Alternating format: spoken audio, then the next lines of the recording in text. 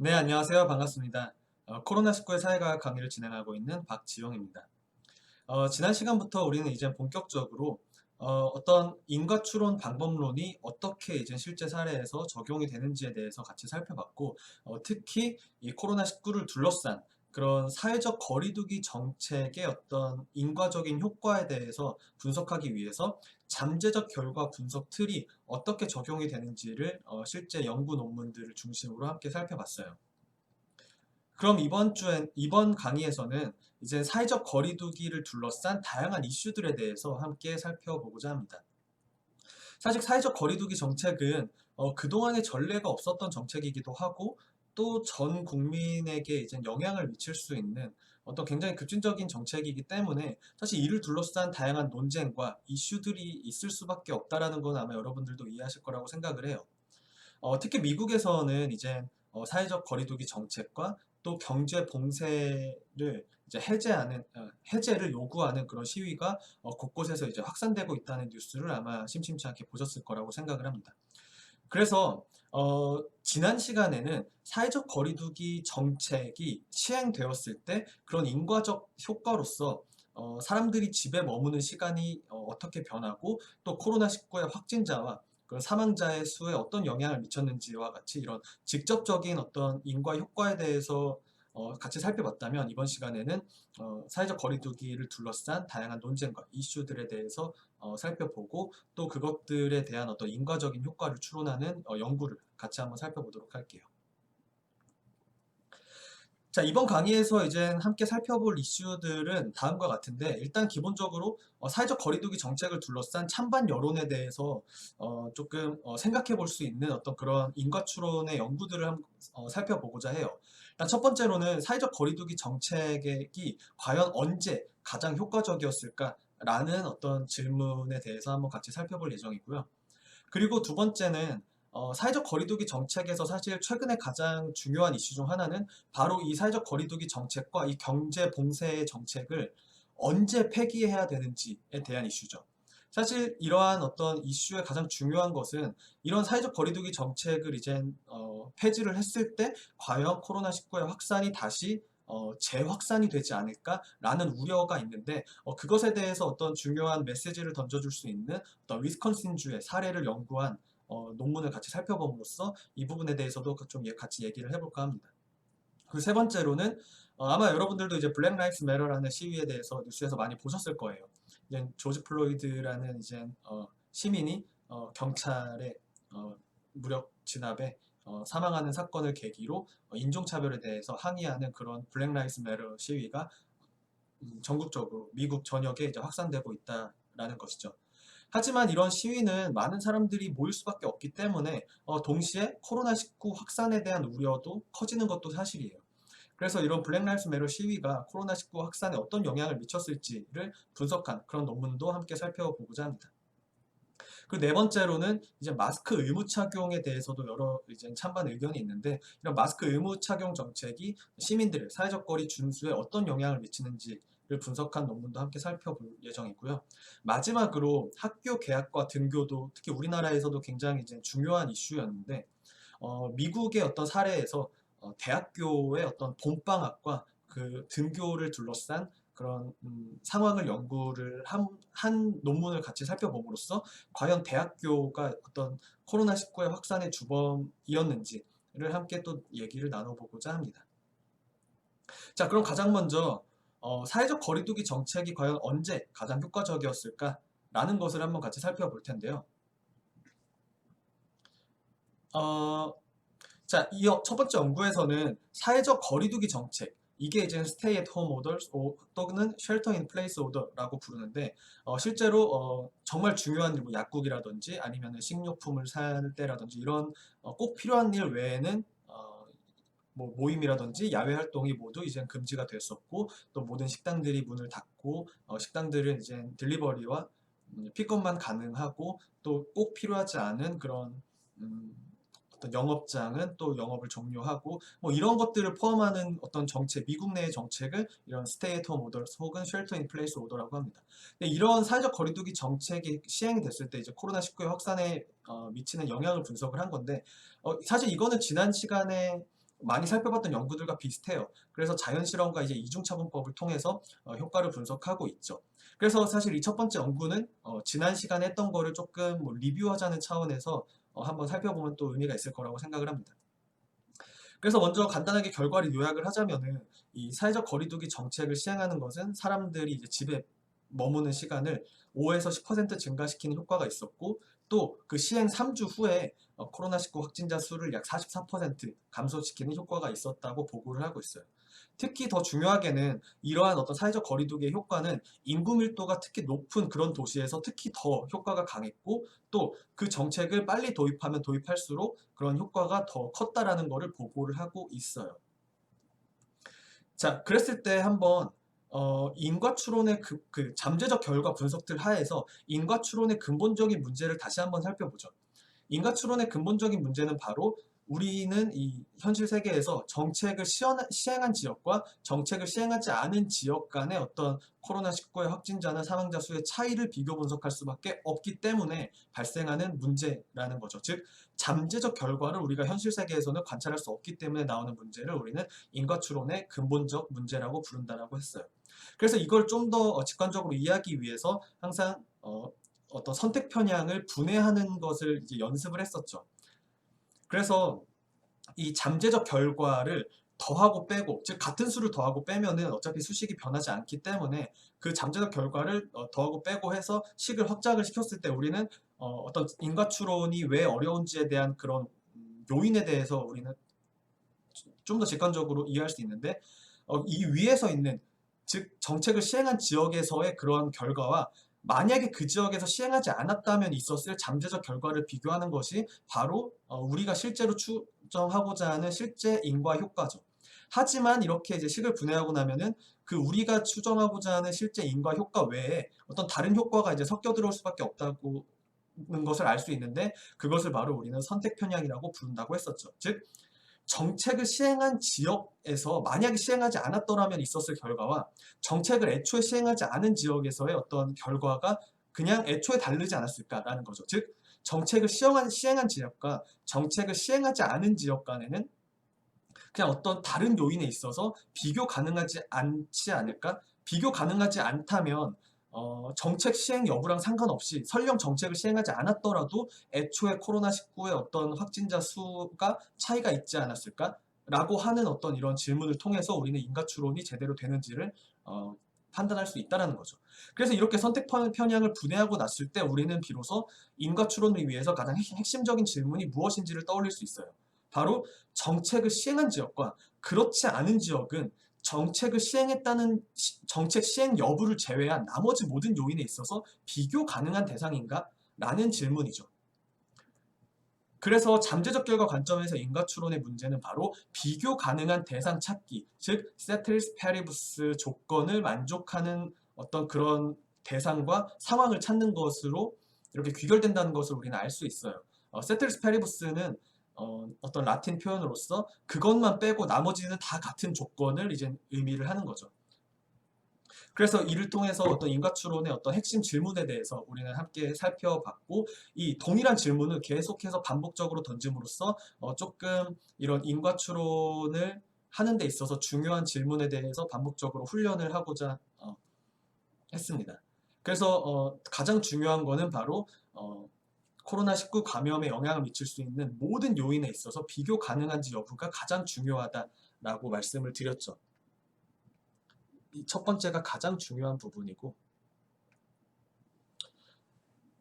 두 번째는 사실 첫 번째와 거의 유사한 부분인데, 이제 사회적 거리두기 정책 시행 전후에 만약에 어떤 특정 시점에 시행이 됐다면 그 전후로 함께 발생한 어떤 다른 정책이나 다른 요인이 없었는지를 따로 떼서 물어보는 게 그만큼 좀 중요하기 때문에 의미가 있을 수 있다라고 했죠. 그래서 첫 번째, 두 번째는 바로 이 인과 추론을 어렵게 만드는 첫 번째 요인이 그 선택 편향을 없애기 위한 질문이었어요. 사실 두 가지 요인이라고 하지만 첫 번째 요인이 워낙 중요하기 때문에 이 첫 번째 요인에 대해서 늘 강조를 드리는 거고, 두 번째는 인과 추론을 어렵게 만드는 두 번째 요인은 바로 그 역인과관계에 대해서 우리는 늘 살펴봐야 된다라고 했었죠. 그래서 간략하게 요약을 드리자면은 그 역인과관계가 만약에 반대 방향이라면은 조금 문제가 덜 심각할 수도 있다라고 했어요. 왜냐하면은 내가 지금 현재 추정하는 그런 추정치가 실제 결과보다 더 작고 오히려 보수적인 추정일 수 있기 때문이죠. 하지만 그 역인과관계의 방향이 만약에 동일하다면은 그때는 조금 더 우리가 신중하게 생각을 해봐야 된다고 했죠. 왜냐하면은 그런 우리가 추정하는 인과관계가 실제로는 없었음에도 불구하고 역인과관계에 의해서 어, 도출된 어떤 착시 효과일 수 있기 때문이죠. 그렇죠? 그래서 이 역인과관계의 어떤 가능성에 대해서 우리는 항상 염두에 둬야 된다는 것을 강조를 드렸어요. 자, 그래서 이번 시간에는 이 역인과관계에 대해서는 별도로 논의하지 않고 주로 이젠 그 첫 번째 선택 편향에 대해서 주로 좀 강조를 많이 드리고자 합니다. 그래서 특히 이 코로나19 이 사회적 거리두기 정책을 시행 여부를 제외한 나머지 모든 요인에 있어서 비교 가능한지를 답을 해야 되는데 사실 대부분의 분석에 있어서 여러 요인에 있어서 비교 가능한지는 사실 조금 답하기가 쉽지가 않죠. 그냥 우리가 무작정 어떤 비교 대상을 놓고 그냥 모든 요인에 있어서 비교 가능한지를 물었을 때 사실 이 부분은 비교 가능하다고 대답하기 쉽지가 않다라는 걸 여러분들도 이해할 수 있을 거예요. 그래서 어떤 추가적인 방법을 더 도입하는지를 얘기를 했을 때 바로 인과추론의 핵심 도구로서 이중차분법, difference in difference라는 방법을 소개를 드렸어요. 이중차분법은 개념적으로 굉장히 간단해요. 그러니까 두 번을 뺀다는 거예요. 두 번을 뺨으로써 두 번 차분을 이중으로 함으로써 인과 효과를 추정하고자 하는 건데 그 논리를 좀 따져보면은 그 선택 편향을 시간에 따라 변하지 않는 요인과 시간에 따라 변하는 요인으로 나눔으로써 우리는 이해할 수 있었어요. 즉 그래서 먼저 첫 번째로는 그 처리 집단 혹은 실험 집단 내에서 그 정책이 시행되기 전후의 효과를 비교를 하는 거죠. 그랬을 때 그 차이를 보면은 시간에 따라 변하지 않는 어떤 요인이 있으면은 전에도 영향이 있었을 거고 후에도 영향이 있었을 거죠. 그렇기 때문에 그 둘을 빼면은 어차피 시간에 따라 변하지 않는 선택 편향의 요인은 자동으로 그냥 상쇄가 될 거기 때문에 배제할 수 있다라는 관점이에요. 이게 일중차분이죠. 전후를 한 번 뺐으니까. 그쵸? 마찬가지로 이 통제 집단에 대해서도 일중차분을 하는 거예요. 왜냐하면 통제 집단 안에서도 시간에 따라 변하지 않는 요인이 있을 거기 때문에 이 통제 집단 안에서도 전후의 차이를 비교를 함으로써 일중차분을 하죠. 그 다음에 이중차분을 한다는 거는 그 일중차분끼리에 한 번 더 차분을 한다는 건데 그거의 핵심 가정은 바로 이 시간에 따라 변하는 선택 편향이 실험 집단과 통제 집단이 유사할 거기 때문에 그러니까 그런 가정 하에서 이 통제 집단에서의 그 변화만큼을 빼주면은 한 번 더 빼주면은 시간에 따라 변하는 선택 편향까지도 충분히 배제할 수 있을 거다라고 하는 것이 바로 이중차분의 접근이라고 볼 수 있어요. 즉 실험 집단에서의 어떤 정책 시행 전후의 차이, 일중차분과 통제 집단에서의 정책 시행 전후의 차이, 일중차분을 둘의 어떤 일중차분끼리의 또 한 번의 차분을 해줌으로써 시간에 따라 변하지 않는 선택 편향뿐만 아니라 시간에 따라 변하는 선택 편향까지도 배제할 수 있다는 것이 바로 이중차분의 접근이었죠. 자, 이렇게 생각했을 때 그러면 우리는 이러한 가정이 성립하기 위해서 어떤 핵심 가정이 필요한지에 대해서 우리는 어느 정도 이해할 수 있죠. 그게 뭐죠? 당연히 과연 지금 이 가정 있죠. 이 처리 집단에서의 시간에 따라 변하는 선택 편향의 요인과 통제 집단에서의 시간에 따라 변하는 선택 편향의 요인이 진짜 같다고 우리가 가정할 수 있을까? 만약에 같다면은 이 둘을 뺨으로써 우리는 선택 편향을 충분히 배제할 수 있지만 그게 아니라면 우리는 과연 그것을 이제 통제 집단에서의 어떤 차분을 뺀다고 해서 그게 이제 선택 편향을 충분히 없앨 수 있을까? 라고 생각해 볼 수 있는 거죠. 즉 이게 결국 비교 가능한 대상이라 결국 일맥상통하는 답이에요. 처리 집단과 통제 집단이 정말 비교 가능해서 그런 시간에 따라 변하는 그런 어떤 다른 요인, 선택 편향의 요인이 과연 유사할까? 라는 질문인 거죠. 그랬을 때 자, 여기서 그럼 더 나아가서 이런 이중차분법의 발전된 형태로서 자연실험에 대해서 강조를 드렸어요. 특히 자연실험의 장점은 도시마다 상이하게 어떤 특정 시점에 일어나는 어떤 원인을 기준으로 비교를 하기 때문에 상대적으로 그런 비교 가능한 통제 집단을 구성하는 게 상대적으로 쉬울 수 있다고 했어요. 그래서 사회적 거리두기 정책 시행을 예로 들었었는데 만약에 어떤 특정 지역의 특정 날짜에 어떤 사회적 거리두기 정책이 시행이 됐다면 그 전후를 이제 비교를 하는데 그게 만약에 어떤 그냥 한 날만 비교를 하면은 사실 조금 그 통제 집단을 잘 구성을 하는 게 쉽지 않을 수 있어요. 하지만 굉장히 도시마다 상이하게 발생하는 그런 시점이 다양하게 있다면은 우리는 상대적으로 조금 그 통제 집단, 비교 가능한 통제 집단을 구성하기가 쉬운데, 왜 그러냐면은 만약에 캘리포니아에서 가장 먼저 3월 22일 날 이제 사회적 거리두기 정책이 시행이 됐으면은 그거의 전과 후를 비교하는 데 있어서 어떤 뉴욕에서의 전과 후, 뭐 텍사스에서의 전과 후, 뭐 애리조나에서의 전과 후, 뭐 노스캐롤라이나에서의 전과 후 등등 했을 때 딱 캘리포니아에서만 51개 주, 그러니까 뭐, 워싱턴 DC까지 포함해서 51개 주에서 딱 캘리포니아에서만 3월 22일에 특별한 일이 일어났다고 가정하기 쉽지 않겠죠.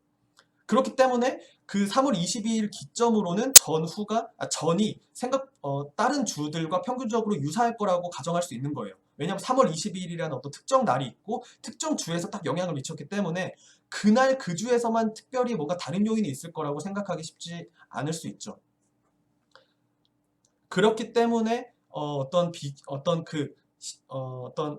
특정 시점의 이전에 정책이 시행되기 이전에 어떤 그런 패턴이 평균적으로 그냥 유사할 거라고 우리는 가정할 수 있는 거예요. 근데 설령 만약에 캘리포니아에 3월 22일에 무슨 일이 일어났다고 하더라도 그래도 다행인 거는 캘리포니아뿐만 아니라 다음 날에는 뉴욕에서 갑자기 또 사회적 거리두기 정책이 시행됐죠. 즉 뉴욕에서 이제 전후를 비교를 하게 되고 캘리포니아는 이미 이제 시행이 됐으니까 비교 대상이 아니고 또 뭐 텍사스라든지 뭐 노스캐롤라이나나 뭐 플로리다나 뭐 다른 주들에서 여러 가지 변화가 있을 텐데 또 하필 3월 23일 날 또 뉴욕에서만 또 특별한 일이 또 비슷하게 일어날 거라고 생각하기 쉽지 않죠. 또 더 나가서는 뭐 텍사스는 뭐 4월 2일 가장 늦은 편이긴 하지만 4월 2일쯤에 이제 사회적 거리두기 정책이 시행이 됐고 이런 식으로 특정 날 특정 지역에서 계속 우연의 연속이 겹쳐서 그날 그 지점에서 계속 어떤 다른 요인이 발생했을 거라고 생각하기가 쉽지 않기 때문에 이게 만약에 한 번의 시점이라면 그렇게 생각할 수 있지만 그게 이제 뭐 캘리포니아, 뉴욕, 텍사스, 플로리다, 뭐 애리조나, 뉴저지 등등 여러 가지 주에서 계속 다른 시점에 일어나고 있기 때문에 그 시점에 그 지역에서 특별히 어떤 우연적으로 발생한 일이 반복적으로 계속 일어나야만이 어떤 비교 가능하지 않을 수 있는데 그런 가능성이 많지 않기 때문에 우리가 이런 도시마다 상이하게 발생한 어떤 특정 시점을 기준으로 하는 이런 자연 실험이 상대적으로 비교 가능한 통제 집단을 구성하기 쉽고 좀 더 인과 효과를 추정하는 데 적합한 방법이다 라고 강조를 드렸었죠. 그래서 이번 영상에서는 주로 자연 실험을 통해서 분석을 한 연구들에 대해서 거의 대부분 살펴볼 예정이에요. 그래서 자연 실험을 많이 기준으로 한다면 우리는 이제 이렇게 분석을 확장할 수가 있겠죠. 사회적 거리두기 정책 시행 전후의 비교를 하는데 이제는 지난 시간에 설명드렸던 것처럼 이게 이제 이중차분법이라는 걸 우리는 알 수 있죠. 왜냐하면은 이거는 이제 어떤 실험 집단에서의 전후를 비교를 하는 거고 이거는 통제 집단에서의 전후를 비교를 하는 거기 때문에 결국 이것도 이중차분법이고 또 어떤 특정 시점에 특정 주에서 발생한 그런 사회적 거리두기 정책 시행 여부를 바탕으로 전후를 비교한 거기 때문에 자연실험이라고 볼 수 있죠. 자, 그랬을 때 이 사회적 거리두기 정책을 시행한 도시에서의 정책 시행 전후에 어떤 코로나19 확진자 사망자 수의 변화량을 먼저 일중차분을 구하고 그 다음에 사회적 거리두기 정책을 시행하지 않은 도시에서 코로나19 확진자 사망자의 변화를 구하고 그것의 차이를 통해서 사회적 거리두기의 정책의 인과적인 효과를 비교 분석할 수 있다라고 하는 것이 바로 자연실험의 접근이죠. 자, 이랬을 때 아마 여러분들이 이렇게 생각할지도 모르죠. 이 사회적 거리두기 정책은 이제 미국 전역이 다 시행하지 않았냐라고 할 수 있는데 여기 제가 강조해 놓은 것처럼 이 자연실험의 장점은 바로 임의의 시점을 기준으로 실험 집단과 통제 집단이 계속 바뀐다라는 거예요. 그렇기 때문에 그 임의의 시점에 그 특정 시점에 실험 집단이 된 그런 지역에서만 발생한 우연히 발생한 그런 일들이 계속 시점마다 그 우연이 반복적으로 일어날 가능성이 낮기 때문에 우리가 이제 이런 자연 실험이 좀 더 선택 편향을 없애는데 용이한다라고 하는 거죠. 즉 여기서 볼 수 있는 것처럼 이 시점에서는 캘리포니아가 실험 집단이고 뉴욕과 텍사스가 통제 집단이 될 거고, 이 시점에서는 뉴욕이 실험 집단이고 캘리포니아는 여기서 빠지고 텍사스가 이제 통제 집단이 될 거고, 또 이 시점에서는 텍사스가 실험 집단이고 뉴욕과 캘리포니아 외에 어떤 아직도 이제 그 사회적 거리두기 정책을 시행하지 않은 다른 주가 이제 통제 집단이 되겠죠. 그래서 이렇게 계속 임의의 시점에서 실험 집단과 통제 집단이 달라지기 때문에 그 임의의 시점에서 그 특정 지역에서 우연히 발생하는 일이 계속 시점에 따라서 반복적으로 발생을 해야만이 선택 편향이 존재를 할 수가 있는데, 그런 상황을 생각하기 쉽지 않기 때문에 우리는 이 자연 실험을 많은 연구자들이 굉장히 인과 효과를 추정하는 데 있어서 많이 선호를 하는 방법이라고 강조를 드렸어요. 자, 그래서 여기서 또다시 강조를 드리자면 핵심 가정이 바로 이 평행 추세 가정이라고 말씀을 드렸죠. 평행 추세 가정은 기본적으로 비교 가능한 집단, 통제 집단이냐라는 것과 일맥상통하는데, 이런 이중차분법에 좀 더 특화돼서 강조가 되고 있는 가정이라고 볼 수 있어요. 그래서 시간에 따라 변하는 선택 편향의 요인이 두 집단, 실험 집단과 통제 집단 사이에 유사하게 영향을 미칠 것이다. 즉, 실험 집단과 통제 집단이 시간에 따라 유사하게 변할 것이다 라는 가정이고, 특히 이런 평행 추세의 가정이 중요하게 강조가 되고, 또 이중차분법이 굉장히 많이 활용되고 있는 가장 큰 이유 중에 하나는 바로 이런 평행 추세 가정은 우리가 어떤 그림을 통해서나 아니면 통계적인 방법을 통해서 이거를 명시적으로 검증할 수 있기 때문에 많은 연구자들이 이제 이중차분법을 선호하고 또 이런 평행 추세 가정을 굉장히 강조를 하고 있다라는 것까지도 지난 시간에 설명을 드렸어요. 그래서 조금 복습을 위해서 첫 연구에서는 이렇게 조금 지난 시간에 이제 강조를 드렸던 이중차분법을 통해서 선택 편향을 어떻게 없앨 수 있는지, 또 거기서 더 나아가서 자연 실험을 통해서 어떻게 좀 더 비교 가능한 어떤 통제 집단을 잘 구성할 수 있는지에 대해서 한번 복습 차원에서 조금 정리를 드렸습니다. 자, 그러면은 이 다음부터 같이 살펴볼 연구들에서는 이런 방법론에 대해서 이제 구체적으로 설명을 드리지는 않고, 이제 조금 더 시의성 있는 이슈들에 대해서 좀 직접적으로 논의를 드릴까 해요. 자, 사회적 거리두기 정책 폐지가 코로나19 확산에 미치는 영향에 대해서 한번 살펴볼 텐데, 특히 이제 제가 아래 이제 뉴스를 하나 이제 가져온 것처럼 위스콘신 대법원에서 5월 13일 날 어떤 판결을 내렸냐면은, 이 사회적 거리두기 정책을 원래 연장하려고 했었는데 그 연장을 하고자 하는 그런 결정에 대해서 그게 이제 위법하다라고 이제 법원에 제소를 했고, 그 위스콘신 대법원이 실제로 이 자택 대기령, 즉 이게 사회적 거리두기 정책이에요. 스테이 앳 홈 오더 혹은 쉘터 인 플레이스 오더라고 하는데, 이런 자택 대기령 연장이 위법하다라고 판결을 내렸어요. 그래서 그 판결이 내린 즉시 위스콘신 주에서는 그 사회적 거리두기 정책이 폐지가 됐어요. 의도치 않게 갑자기 어떤 5월 13일이라는 특정 시점에 폐지가 됐고, 연구자들이 이제 이러한 어떤 특수한 상황을 이제 주목을 하고, 이러한 상황 하에서 위스콘신 주에서 의도치 않게 이렇게 갑자기 사회적 거리두기 정책이 폐지가 됐는데, 이것이 과연 다른 주들과 비교를 했을 때 코로나19 확산에 어떤 영향을 미쳤을까라는 거를 이제 연구를 했죠. 자, 그래서 이것도 마찬가지로 자연 실험과 이중차분법을 통해서 분석을 했고, 결과를 한마디로 요약을 하면은 위스콘신주에서 사회적 거리두기 정책의 폐지는 사람들의 어떤 이동성과 코로나19 확진자와 사망자 수에 어떤 유의한 영향을 미치지 않았다라고 하는 거죠. 그래서 이 연구자들이 주장하는 거는, 이게 사회적 거리두기 정책을 시행하는 것과 그걸 폐지하는 것은 서로 대칭적인 관계에 있지 않을 수 있다는 거예요. 즉, 사회적 거리두기 정책이 시행을 했을 때는 처음이고 사람들이 잘 무지했기 때문에 효과가 굉장히 있었지만, 이제 어느 정도 사람들이 의식을 하고 사람들이 이제 자발적으로 어느 정도 조심을 하는 상태에서 이제 그거를 폐지를 하는 것이 꼭 어떤 코로나19의 확산이 증가시키는데 유의한 영향을 미칠 필요는 없다. 즉, 없다라는 것을 주장을 하고 있죠. 자, 그러면은 잠재적 결과 관점에서 인과 효과를 조금 더 복습 차원에서 분해를 이렇게 해보면은, 이 연구에서는 결국에는 사회적 거리두기 정책을 폐지한 위스콘신 주에서의 어떤 폐지 전후의 코로나19의 어떤 확진자의 변화량과 사회적 거리두기 정책을 계속해서 유지하고 있는 나머지 주에서의 어떤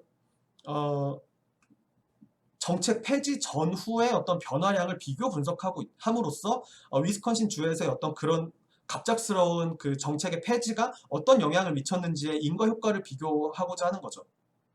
자, 그래서 좀 더 직관적으로 하기 쉽기 위해서 선택 편향을 조금 이렇게 분해해 보자면은 위에 있는 이 위스콘신 주에서의 잠재적 결과, 만약에 그걸 폐지하지 않고 계속 유지했다면, 즉 대법원이 만약에 그것을 위법하다고 판결하지 않고 합법하다고 했다면은 그 코로나19의 어떤 변화량이 어땠을까 하는 그 잠재적 결과와의 비교가 사실 우리가 진짜 추구하고자 하는 그런 실제 인과 효과인데, 실제로 우리가 분석을 하는 거는 그 아래에 있는 선택 편향이 끼어들 수밖에 없고, 이 시간에 따라 변하는 선택 편향, 즉 그 위스콘신 주와 그렇지 않고 정책을 계속 유지하고 있는 다른 주 간에는 어떤 정책 폐지 여부를 제외한 다른 모든 요인에 있어서 과연 비교 가능할까? 라는 그런 질문을 통해서 우리는 이런 연구 결과가 정말 인과관계를 잘 추론하고 있는지에 대해서 비판적으로 바라보고 또 평가할 수 있다라는 거죠.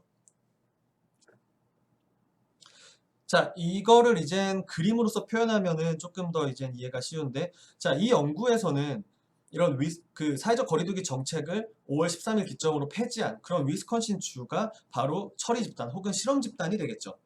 자, 그랬을 때 결국에는 이 연구가 정말 인과관계를 제대로 추론하고 있는지에 대한 판단 기준은 바로 이 사회적 거리두기 정책을 계속 유지하고 있는 다른 주, 인 통제 집단과니 과연 위스콘신주와 얼마나 비교 가능한지 여부를 바탕으로 우리는 그 인과 효과를 제대로 평가하고 분석할 수 있게 되겠죠. 그쵸? 이 연구에서 핵심 가정은 바로 이 정책이 폐지되기 이전에 위스콘신주에서의 어떤 그런 위스콘신주에서의 이런 변화가 정책을 계속해서 유지하고 있는 그런 다른 주에서의 변화와 거의 유사해서, 즉 다른 요인이 모두 비슷해서 그 추세가 굉장히 평행해서 이런 다른 통제 정책을 유지하고 있는 다른 주에서의 어떤 그 변화량이 이 처리 집단에서의 어떤 그 시간에 따라 변하는 선택 편향과 유사할 거라고 가정할 수 있고, 그렇기 때문에 이 부분만을 제외한 요 부분이 실제로 어떤 인과적인 효과라고 볼 수 있다라고 하는 게 어떻게 보면 핵심적인 연구의 방법이죠. 그렇기 때문에 이런 사회적 거리두기 정책을 계속해서 유지하고 있는 다른 주가 과연 위스콘신 주와 얼마나 유사한지가 가장 중요한 질문이 될 수 있어요. 자, 근데 앞서 설명드렸던 것처럼 만약에 자연 실험이 여러 번이 발생을 하면은 조금 통제 집단을 비교 가능하게 구성하기 쉽다라고 강조를 드렸죠. 즉 위스콘신 주뿐만 아니라 뭐 캘리포니아, 뉴욕, 뉴저지, 뭐 애리조나, 플로리다, 노스캐롤라이나 등등 뭐 이렇게 여러 주가 서로 다른 시점에 어떤 그런 정책 폐지를 했다면은, 그거를 기준으로 한다면은 특정 시점에 특정 주에서 일어나는 어떤 우연히 일어난 일이 여러 번이 계속 반복해서 겹쳐서 일어나야 되는 상황을 생각해야 되기 때문에 그런 상황을 생각하는 건 쉽지 않고, 그렇기 때문에 우리는 이 실험 집단과 통제 집단이 서로 유사할 거라고, 충분히 평균적으로 유사할 거라고는 어느 정도 가정할 수 있어요. 하지만 여기의 사례처럼 어떤 자연 실험이 딱 한 번만 있는 경우, 여기서는 이제 5월 13일을 기점으로 위스콘신주의 어떤 대법원의 판결이 있었고 딱 이 시점으로 정책이 폐지가 됐죠. 이렇게 한 번의 시점만 있는 경우는 사실 위스콘신주에서 5월 13일 기점으로 어떤 우연히 발생하는 다른 요인에 대해서 상대적으로 생각하기가 쉽고, 그렇기 때문에 위스콘신주와 어떤 다른 주 간에 비교 가능하지 않다라는 반론에 대해서 충분히 합리적이라고 우리가 생각할 수 있죠. 즉 그런 반론에 대해서 반박하기가 쉽지 않다라는 거죠.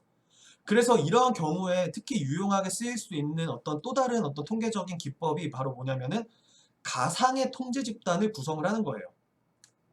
그거를 이제 가상의 통제 집단, Synthetic Control Group이라고 얘기를 하는데, 즉 어떤 위스콘신주에서의 어떤 과거의 추세와 그리고 통제 집단에서의 어떤 추세를 기반으로 가상의 잠재적 결과를 예측하는 거예요.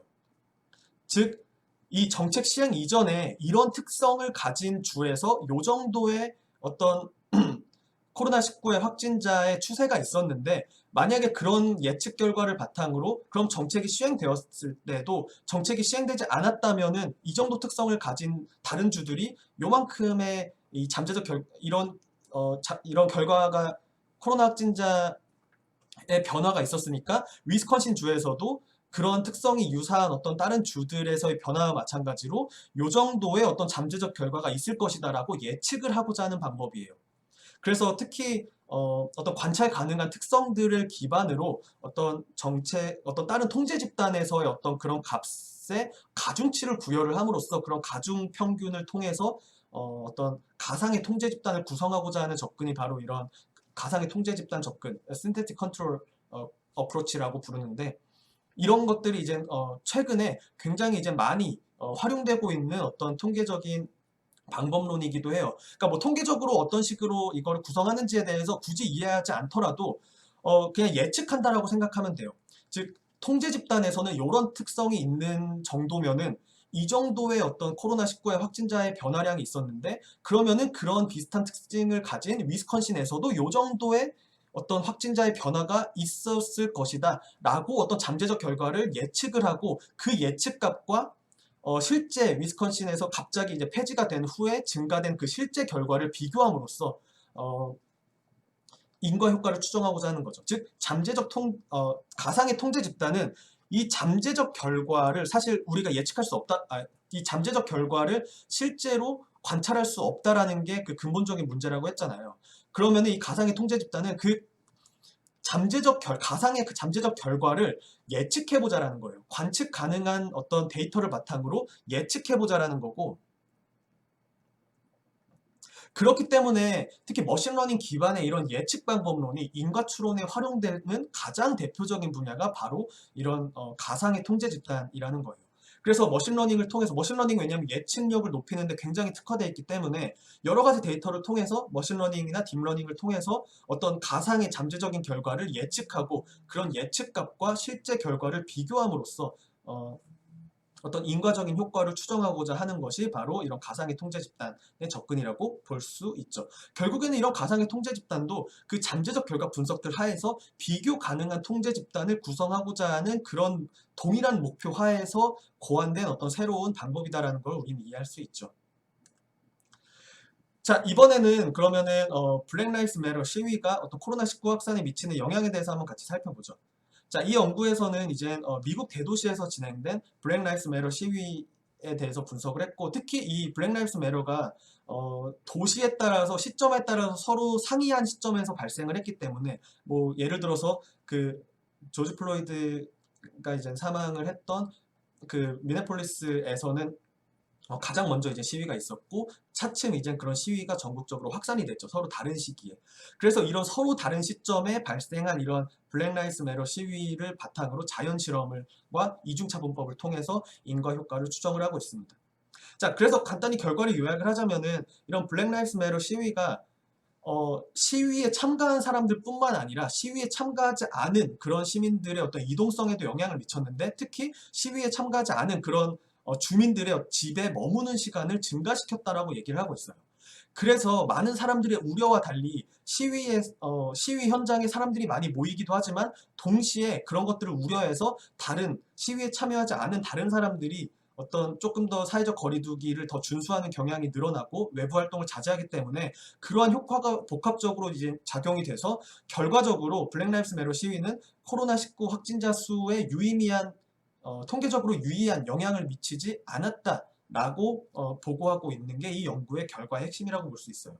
어떻게 보면은 조금 우리에게는 다행인 결과라고 볼 수 있죠. 사실 이런 시위를 통해서 미국에서 코로나19의 확산에 대해서 우려하는 사람들이 많았는데, 실제로 이런 조금 더 이러한 시위의 영향에 대해서 이해하기 위해서는 이런 시위에 참가한 사람들뿐만 아니라 어떤 자발적으로 본인의 행동을 이젠 조절하고 어떤 판단할 수 있는 그런 모든 시민들의 어떤 행동을 고려를 해야만 어떤 이런 종합적인 인과적인 효과를 추론할 수 있다라는 어떤 핵심적인 주장을 펼치고 있는 거예요. 즉 어떤 사람들의 어떤 자발적인 어떤 사회적 거리두기도 굉장히 중요한 역할을 하기 때문에 블랙 라이브스 매터가 어떤 그런 복합적인 이유로 인해서 결과적으로 코로나19 확진자 수에 영향을 미치지 않았다라고 주장을 하고 있어요. 자, 여기서 이제 자연 실험과 이중 차분법을 통해서 분석을 하고 있다고 했는데, 아마 여기까지 만약에 들으셨다고 한다면은 이전에 이제 많은 연구들에서 계속해서 비슷한 방법론들이 계속해서 나온다라는 걸 아마 여러분들도 이해할 수 있을 거라고 생각을 합니다. 그래서 이 부분은 제가 이제 연습 문제로 두고 더 이제 설명을 드리지 않을게요. 왜냐하면 계속해서 똑같은 얘기를 계속 반복을 드리면은 괜히 영상만 또 길어질 수 있기 때문에 이런 블랙 라이브스 매터 시위가 진행된 도시와 진행되지 않은 도시에서 시위 전후의 어떤 코로나19 확진자의 변화량을 비교 분석하는 이런 자연 실험과 이중차분법을 분석을 하고 있는데, 이것을 이제 선택 편향으로 어떻게 분류할 수 있고 분해할 수 있고, 그를 통해서 어떤 기준으로 이런 인과 효과에 대해서 평가하고 분석할 수 있을지에 대해서 여러분들에게 연습 문제로 남겨두도록 하겠습니다. 혹시라도 뭐 질문 있으시면 언제든지 제게 메일로 보내주시면 답변을 드리도록 하겠습니다. 자, 이를 통해서 우리는 그 인과 추론을 위한 핵심 질문에 대해서도 동일하게 던질 수 있을 거라고 생각을 해요. 그래서 이 부분에 대한 것도 연습 문제로 남겨두고 넘어가도록 하겠습니다. 자, 다음으로는 이제 마스크 의무 착용이 이제 사회적 거리두기 준수에 미치는 영향에 대한 어떤 연구 논문을 같이 살펴볼 텐데요.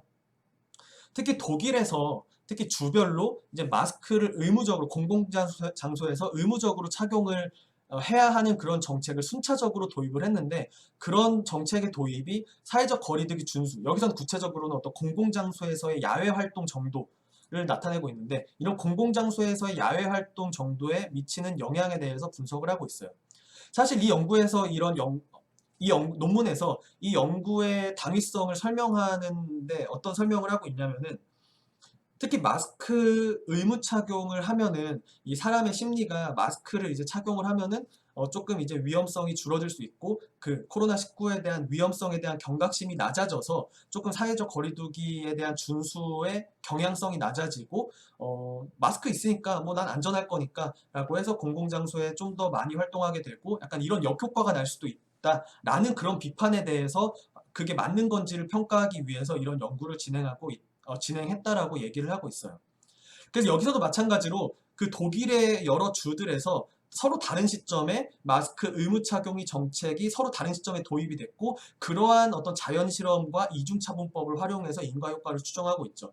앞서 살펴봤던 그런 사회적 거리두기, 미국에서의 그 사회적 거리두기 정책, 스테이 앳 홈 오더나 아니면 쉘터 인 플레이스 오더와 같은 그런 정책이 서로 다른 지역에 순차적으로 도입된 그런 연구 사례나, 아니면은 블랙 라이브스 매터 시위가 서로 다른 시점에 서로 다른 도시에서 발생한 그런 자연 실험을 활용한 어떤 상황과 정확하게 똑같은 어떤 그런 실험 세팅을 가지고 분석을 하고 있다고 이해할 수 있죠. 그래서 뭐 결과는 굉장히 간단해요. 마스크 의무 착용 정책이 공공장소에서의 활동을 증가시키거나 감소시키는데 유의미한 영향을 미치지 않았다라고 하는 것이 이 연구의 가장 핵심적인 결과라고 볼 수 있어요. 자, 그래서 앞서 설명드렸던 것처럼 이제는 어느 정도 이런 인과적인 효과를 분석하는 데 있어서 어떤 방식으로, 어떤 자연실험과 이중차분법을 통해서 어떤 방식으로 인과 효과를 추정할 수 있을지에 대해서 조금은 머릿속에 그려지실 수 있을 거라고 생각을 합니다. 왜냐하면 모두가 다 같은 방법론을 통해서 분석을 하고 있기 때문이죠. 그래서 이 부분에 대해서도 저는 여기서 분석하고자 하는 것을 인과관계와 선택 편향으로 분류하고, 또 이러한 인과 추론을 위한 핵심 질문을 던지는 것에 대해서도 거의 동일한 내용이기 때문에 이 부분에 대해서도 연습 문제로 여러분들에게 남기고 넘어가도록 하겠습니다. 자, 그럼 마지막으로 대학교 방학 등교가 코로나19 확산에 미치는 영향에 대해서 한번 살펴보도록 할게요. 사실 이거는 뭐 이제 굉장히 중요한 이슈로 우리나라에서도 이제 많이 다뤄지고 있는데, 특히 학교에서 이제 학생들이 굉장히 이제 밀집된 공간에서 활동을 하고 있기 때문에 이런 학교가 이런 코로나 확산의 어떤 진원지가 될 수 있을 거라는 우려를 하고 있죠. 그렇다고 해서 사실 아이들의 어떤 교육 문제에 있어서 또 교육을 또 등한시할 수도 없기 때문에 굉장히 딜레마가 큰 부분이 바로 이 교육에 관련된 부분이에요. 매우 사회적으로 매우 중요하고 반드시 해야 되는 중요한 기능이지만, 또 그만큼 위험성도 그만큼 커서 단순히 그냥 다른 어떤 상점들처럼 문을 닫게만 할 수는 없기 때문에 이런 우려가 발생을 하는 거죠. 자, 그래서 특히 또 대학교도 마찬가지예요. 대학교에서도 이제 대면 수업을 해야 되는지 아니면은 뭐 비대면 수업으로 온라인으로 계속 진행을 해야 되는지에 대해서도 굉장히 논쟁이 있고, 이건 미국에서도 마찬가지입니다. 주에 따라서는 뭐 가을 학기에 이제 봄 학기와 마찬가지로 온라인으로 수업을 진행한다고 하는 학교들도 있고, 아니면은 가을 학기에는 좀 제한된 환경 하에서 대면 수업을 진행한다고 하는 학교들도 있어요. 제가 있는 이제 노스캐롤라이나 대학교에서는 가을 학기는 이제 제한된 어떤 환경 하에서 대면 강의를 하겠다고 지금은 발표한 상태고, 뭐 상황이 바뀌지 않는다면 아마 그렇게 갈 거라고 생각을 합니다.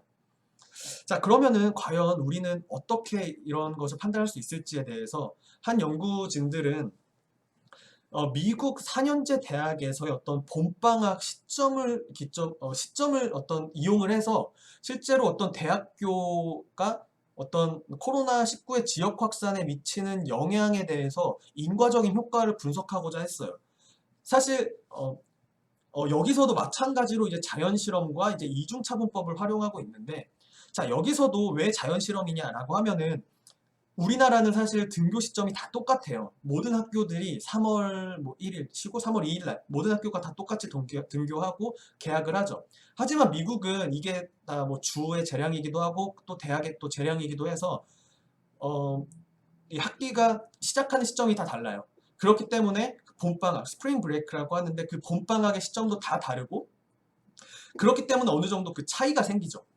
근데 또 다른 어떤 중요한 특징은 미국은 이게 워낙 전국에서 이제 전국 각지에서 각 대학교를 이제 오기 때문에 봄방학의 대부분 봄방학이 보통 일주일 정도 되거든요.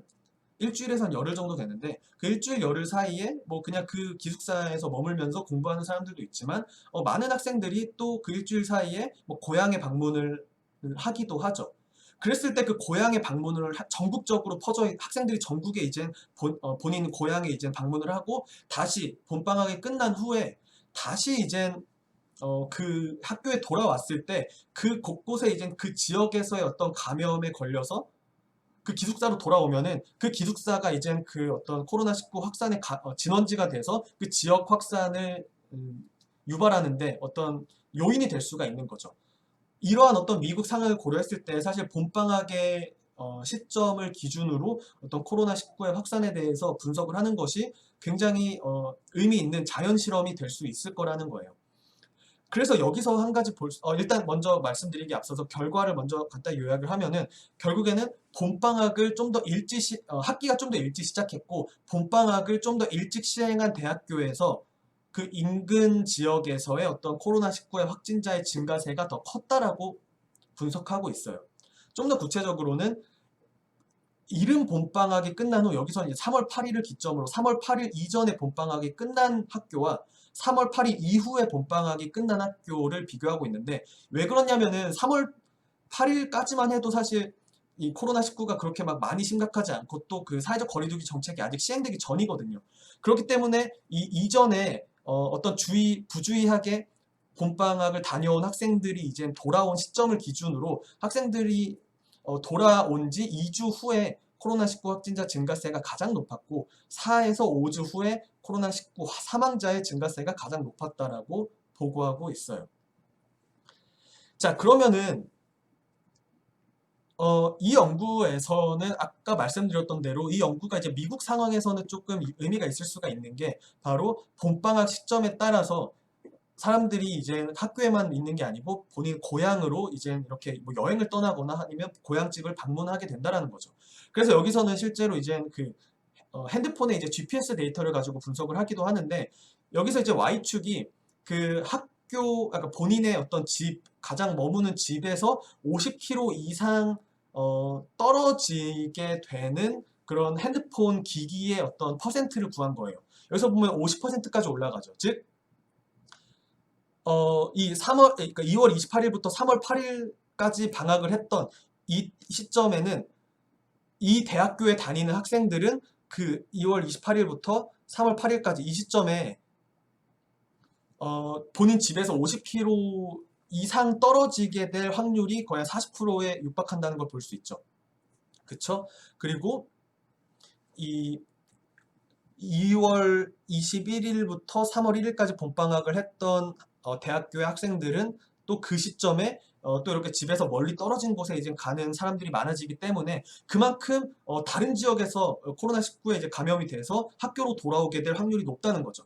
하지만 이 시점에는 이게 이제 이른 방학을 이제 이 3월 8일 전으로 이제 잡고 있는데 이 시점까지는 아직 사회적 거리두기 정책에 대해서 시작되지도 않았고 아직 그거에 대한 경각심이 크지 않았기 때문에 이때 집에 그냥 부주의하게 갔다 온 그런 학교 주변에 어떤 코로나19의 확산이 더 컸지 않았을까라고 하는 거예요.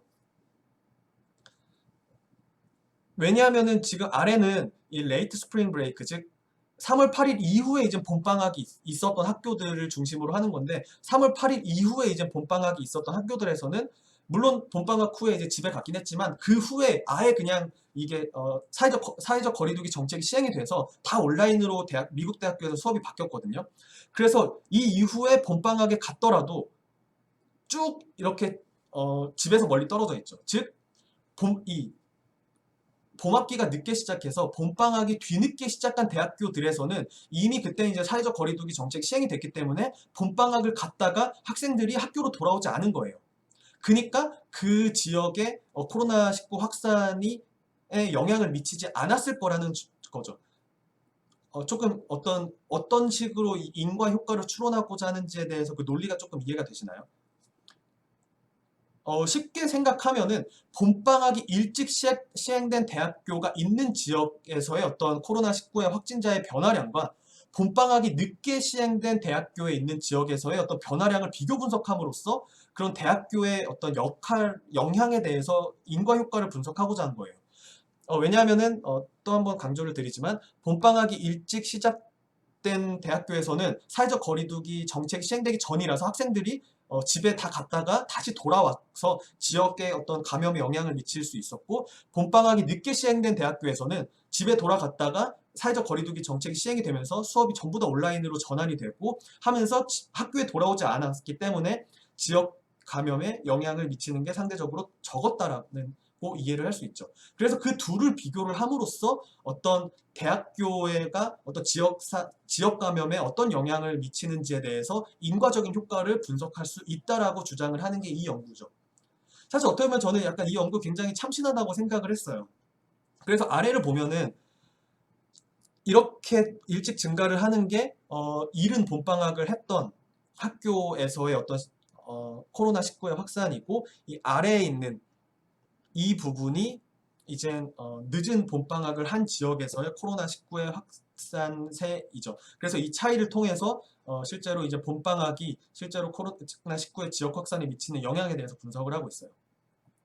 자, 제가 여기서 이제 굉장히 참신하다고 하는 이유는 아마 여러분들이 이 연구 사례를 통해서 실제로 많은 사회과학들에서 어떤 방식으로 인과 추론을 하는지에 대해서 여러분들이 조금 이해하실 수 있을 거라고 생각을 하고, 그렇게 여러분들이 조금 이해 폭을 넓힐 수 있다면 너무 좋을 거라고 생각을 합니다. 왜냐하면은 사실 연구의 방법론은 다 너무 동일해요. 앞서 살펴본 건 계속 다 자연실험과 어떤 이중차분법을 통해서 계속해서 분석하는 방법론이 동일하기 때문에 결국에는 이제 모든 대부분의 이제 사회과학자들이 인과 추론을 하는 데 있어서 가장 큰 목표는 바로 비교 가능한 대상을 찾는 거고, 그런 비교 가능한 대상을 찾기 위해서 자연 실험을 이제 찾게 되고, 그런 자연 실험을 얼마나 창의적이고 얼마나 참신하게 그런 자연 실험의 상황을 잘 활용하는지에 따라서 인과 효과를 얼마나 잘 추론하는지가 결정이 돼요.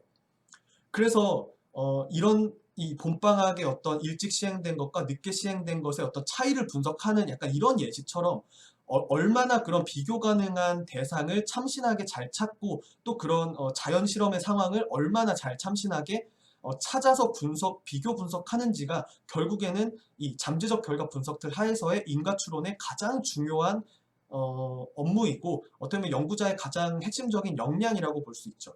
그래서 이렇게 인과 추론을 많이 하는 연구자들 같은 경우는 늘 사회에 어떤 일어나는 일에 대해서 약간 직업병적으로 이게 어떤 자연 실험으로서 활용될 수 있지 않을까? 항상 그런 생각을 하게 되더라고요. 저도 마찬가지고. 그래서 어느 정도 좀 직업병이긴 한데, 혹시 조금이라도 이런 거에 관심이 있으시다면은 여러분들도 이제 다양한 어떤 사회 현상이나 사회적인 어떤 이슈들을 관찰하면서 이런 경우는 조금 뭐 자연 실험으로서 활용해 볼 수 있지 않을까? 뭐 저런 경우는 자연 실험으로 활용해 볼 수 있지 않을까? 이런 것들에 대해서 조금 생각하고 훈련을 하면은 여러분들도 충분히 이런 사회과학에서 하는 그런 인과 추론을 충분히 여러분들 수준에서도 충분히 할 수 있다라고 저는 생각을 해요. 사실 계속해서 설명을 드리지만 그렇게 어려운 접근은 절대로 아니거든요. 자, 그랬을 때 그러면은 마찬가지로 이러한 어떤 어, 인과 추론을 하고자 하는 이런 접근에 있어서 인과관계와 선택 편향을 분류하는 거를 한번 여러분들한테 또 완전히 동일하기 때문에 그저 기존에 했던 거를 한번 반복적으로 또 연습해 본다고 생각하시면 돼요. 그래서 여러분들에게 연습 문제로 남겨드릴게요. 그래서 이렇게 자연 실험을 썼더라도 분명히 선택 편향은 존재를 하는데, 그러면 선택 편향의 선택 편향이 어떻게 발생을 하고 그런 선택 편향이 얼마나 클지, 즉 선택 편향을 얼마나 줄일 수 있을지를 어떤 기준으로 판단할 수 있을지를 여러분들이 직접 한번 그 비교 가능한지 여부를 따져보는 데 있어서 여러분들이 직접 한번 선택 편향을 분류를 해보시는 게 도움이 될 거라고 생각을 합니다. 그리고 또 동일한 인과 추론을 위한 핵심 질문에 대해서도 여러분들께 여러분들의 몫으로 남겨드리도록 하겠습니다. 그래서 언제라도 혹시라도 조금 작은 질문이라도 뭐 질문이 있으시면 언제든지 이메일을 보내주시면 최대한 답변을 드리도록 할게요.